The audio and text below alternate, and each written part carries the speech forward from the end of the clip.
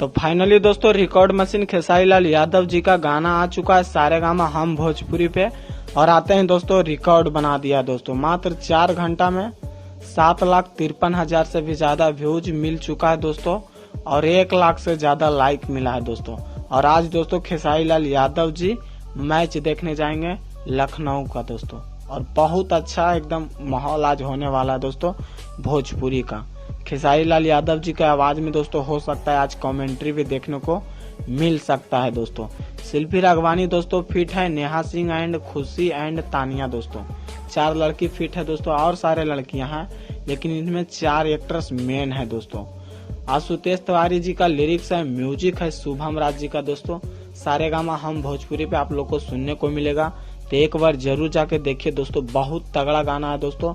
और बहुत जल्दी ये गाना मेन सेक्शन में हो या म्यूजिक सेक्शन में हो दोस्तों, वो बहुत जल्दी ये गाना ट्रेंड करने वाला है दोस्तों।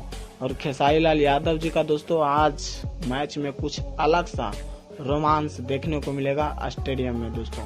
और वीडियो इनका तो कमाल का है दोस्तों, सुपर जेंट्स लखनऊआ सॉन्ग का टाइटल है, और कमाल का वीडियो बनाया है दोस्तों टीम संजू दोस्तों। और अपडेट अच्छा लगा होगा तो चैनल को सब्सक्राइब करना और ज्यादा से ज्यादा शेयर करना, और कमेंट्स में अपना राय जरूर देना।